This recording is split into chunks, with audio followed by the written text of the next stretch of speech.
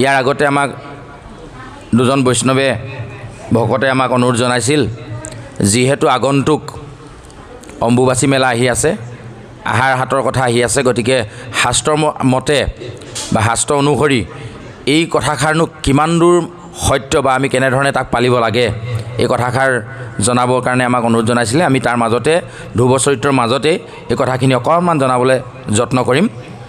আৰু মংগলাচৰণৰ বিষয়ে আপোনাসৱৰ আগত আমি যিমানখিনি কথা আগবঢ়াইছোঁ, এদিনীয়া নহয়, আপোনাসৱৰ মাজত আমি সদায় আছোঁ। গতিকে আমি কি ক'ম মংগলাচৰণত চাগে আপোনালোকৰ মুখস্থই হৈছে, গতিকে আকৌ মংগলাচৰণৰ সম্পৰ্কে বৰ দীঘলীয়াকৈ ক'ব বিচৰা নাই। মাত্ৰ আজি আৰু এটা কথা নতুনকৈ সংযোজন কৰি দিব বিচাৰিছোঁ মংগলাচৰণৰ সম্পৰ্কত। বিগত দিনত যিখিনি কৈছিলোঁ তাৰ লগত এটা সংযোজন কৰি দিব বিচাৰিছোঁ যে যেতিয়া কিবা এটা লিখিবৰ কাৰণে আমি কাগজ এডোখৰ বিচাৰোঁ, কাগজখন উকা হ'লে ভাল হ'ব নে তাত আগতীয়াকৈ কিবা লিখি থকা হ'লে আমাৰ কাৰণে ভাল হ'ব? উকা হ'ব লাগিব নহয় জানো? উকা কাগজতহে নতুনকৈ লিখিব পৰা যাব, আগেই লিখি থৈ দিয়া কাগজখনৰ ওপৰততো লিখিব পৰা নাযাব। গতিকে উকা কাগজ এখন আমাৰ খুব প্ৰয়োজন, যদিহে আমি কিবা এটা লিখাৰ প্ৰয়োজন বোধ কৰোঁ। ঠিক একেধৰণে যদিহে আমি ভগৱন্তৰ কথা শুনিব বিচাৰোঁ, তেতিয়াহ'লে আমি হৃদয়খন উকা কৰি ল'ব লাগিব প্ৰথম। মানে কি?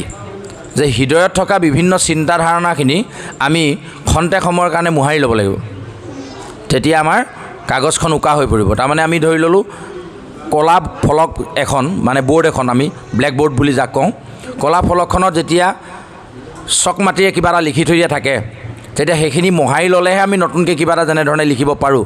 ঠিক তেনেধৰণে আজি আমাৰ অন্তৰত যিখিনি কথা আমি ভগৱন্তৰ কথা লিখিবৰ কাৰণে আহিছোঁ, গতিকে অন্তৰত পূৰ্বৰে পৰা লিখিত হৈ থকা যিখিনি ঘৰৰ কথা বতৰা কিবা কিবি, এইখিনি আমি মোহাৰি ল'ব লাগিব। কিন্তু এই ক্ষেত্ৰত দেখিছোঁ আমি প্ৰায় অপাৰগ হৈ যাওঁ। অপাৰগ হৈ যাওঁ কাৰণেই আমাৰ নতুনকৈ ভগৱন্তৰ কথাখিনি মনত নিয়াটো আমাৰ সুবিধা হৈ যায়। তো এইখিনিতে আমাৰ সেই কথাখিনি থাকে যে এই অসুচি যিটো মনোভাৱ, মানে কি হৈছে চাওক, আমাৰ মনৰ মাজত কিছুমান ভ্ৰান্ত ধাৰণা পুৰণি দিনৰ পৰা আমাৰ মনত সাঁচ লৈ আছে, তাৰমানে লিখিত হৈ আছে, যিখিনি আজিৰ তাৰিখত আমি মোহাৰিব পৰা নাই, আৰু সেই মোহাৰিব নোৱাৰাৰ কাৰণে নতুন কথা লিখিব পৰা নাই। এতিয়া কথাষাৰ এইকাৰণেই কোৱা হৈছে যে এই যিবোৰ কথা, এই যি আহাৰ কাটৰ কথাটোৱে আমি কৈ লৈছোঁ বাৰু প্ৰথমেই, যে এতিয়া চাওক এই কথাখিনি একেবাৰে নুই কৰি দিব পৰাও নাযায়। কেলে? পৃথিৱী স্ত্ৰীলিংগ, হয়নে নহয়? স্ত্ৰীলিংগ। আৰু পৃথিৱীক যেতিয়া বসুমতীক যেতিয়া পাতালৰ পৰা উদ্ধাৰ কৰি আনিছিলে, কোনে আনিছিলে? বৰাহ ৰূপেৰে ভগৱন্তই নিজে উদ্ধাৰ কৰি আনিছিলে, নহয় জানো? গতিকে বৰাহ ৰূপেৰে যেতিয়া ভগৱন্তই দন্তৰ আগত পৃথিৱীক উদ্ধাৰ কৰি আনিছিল পাতালৰ পৰা, তেতিয়া কিন্তু বসুমতী ৰজস্বলা আছিল বুলি শাস্ত্ৰই আমাক কৈছে, হয়নে নহয়? তেনেহ'লে বসুমতী ৰজস্বলা হোৱাটো হয়, মানে বসুমতীৰ চোৱা লাগে, তাৰমানে এই কথাটো বুজাইছে।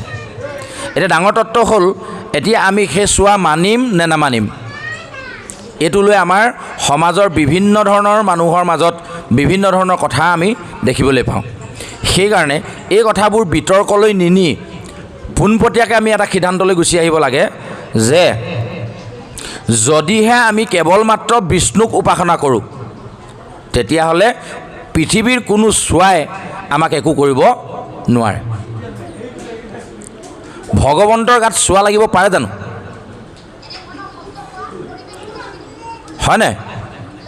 ভগৱন্তই যদি কিবা কাৰণত ভগৱন্তৰ চোৱা লাগিল, ধৰি ল'লোঁ অম্বুবাচী আহিল, আহাৰৰ হাত লাগিলে, আমি 7 দিন 3 দিন নামক গৃহলৈ নাহোঁ, 3 দিনৰ কাৰণে এই যিটো চোৱাটোৱে ভগৱন্তক নামক গৃহৰ পৰা আঁতৰাই পঠিয়াই দিলে, তাৰমানে এনেকুৱা হ'ল। এতিয়া 3 দিনৰ বা 7 দিনৰ পাছত আকৌ কিহে আহি ভগৱন্তক ইয়ালৈ মাতি আনিব, বা চোৱাটো কিহেৰে খেদিব?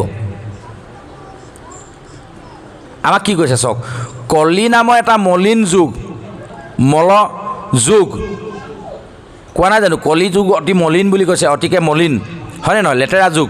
কলি নামৰ এটা মলিন যুগ আহিছে বুলি ভাবি এই 28 সহস্ৰ ঋষিয়ে কি কৰোঁ কি নকৰোঁকৈ 1,000 বছৰমান যজ্ঞ কৰিছিল।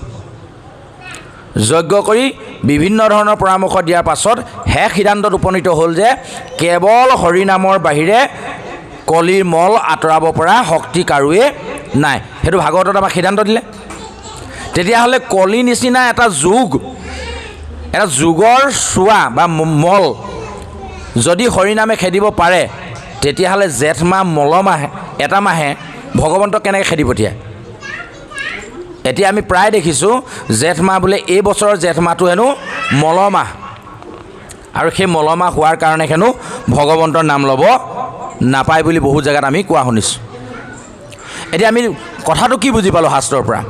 শাস্ত্ৰই কৈছিলে কি যে কলি নিচিনা এটা যুগ, এটা মলিন যুগ অহাৰ কাৰণে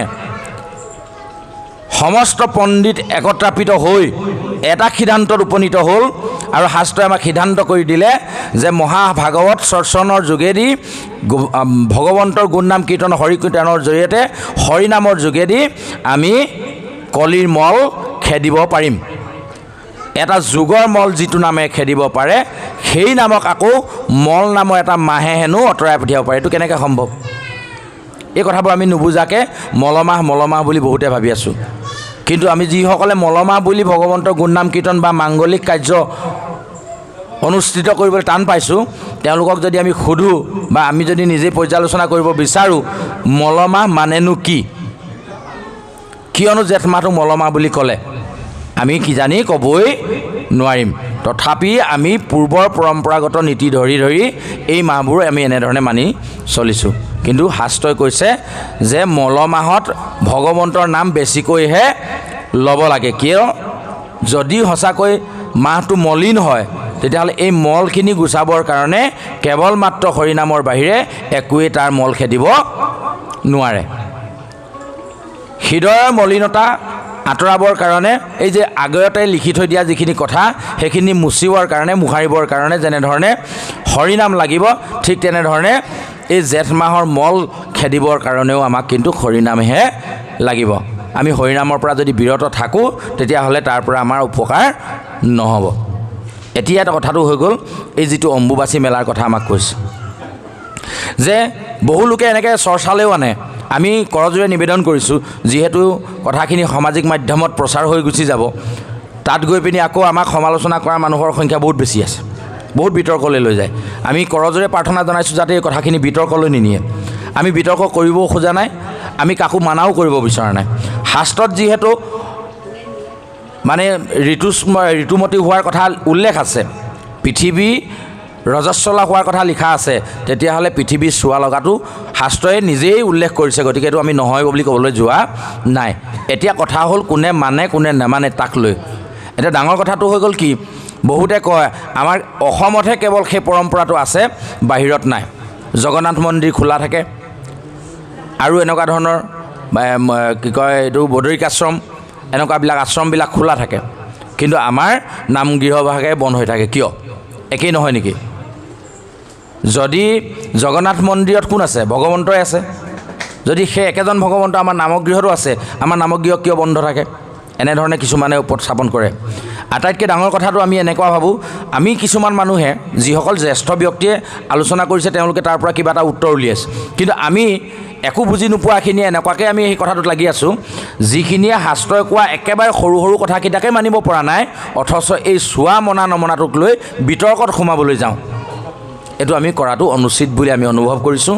যে আমাক শাস্ত্ৰই যিবোৰ উপদেশ দিছে যে আমি কিখিনি কৰিব লাগে, যেনে ব্ৰহ্মপুৱাতে উঠি ভগৱন্তক স্মৰণ কৰা, খুব সোনকালে উঠি স্নান কৰা, যিটো দুগ্ধ স্নান, অমৃত স্নান বুলি শাস্ত্ৰই উল্লেখ কৰিছে, এই সাধাৰণ নিয়মটোকে আমি পালন নকৰোঁ। সাধাৰণভাৱে খুব সোনকালে উঠি ব্ৰহ্মপুৱাতে গা ধুবলৈকে আমি টান পাওঁ, আৰু সেই নিয়মটোকে আমি সদায় মানি চলিব নোৱাৰোঁ, অথচ আমি আকৌ আহাৰ হাতৰ চোৱাৰ সম্পৰ্কত মন্তব্য প্ৰকাশ কৰিবলৈ যাওঁ। এইটো আমাৰ উচিত হৈছে জানো? গতিকে ইমান দূৰলৈ নগৈ, য'ত কেৱল মাত্ৰ ভগৱন্তৰ বিষ্ণুক উপাসনা কৰা হয়, আমি ভবাত তাত একো চোৱাই থাকিব নোৱাৰে, কোনো তাত ভেদভাৱ থাকিব নোৱাৰে। সেইকাৰণে ভগৱন্তৰ গুণনাম কীৰ্তনত কোনো নিয়ম নীতি বিধি বিধান একো নালাগে বুলি শাস্ত্ৰই আমাক কৈছে। গতিকে এইখিনি ননাকেও আমি ভগৱন্তক উপাসনা কৰিব পাৰোঁ।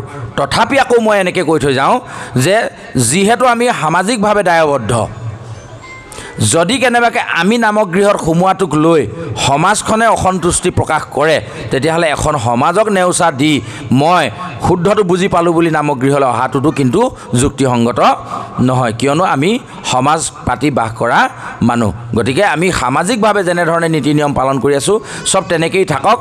মাত্ৰ এটা কথা আমি পাহৰি যাব নালাগে, আমি হৃদয় মন্দিৰত ভগৱন্তৰ নাম কোনো কালে মোহাৰিবলৈ দিব নালাগে। ইয়াত লাগিলে 7 দিন বিৰতি হৈছে হৈ থাকক, কিন্তু হৃদয় মন্দিৰত এদিনো যাতে এখন্তেকো যাতে বিৰতি দিবলগীয়া নহয়।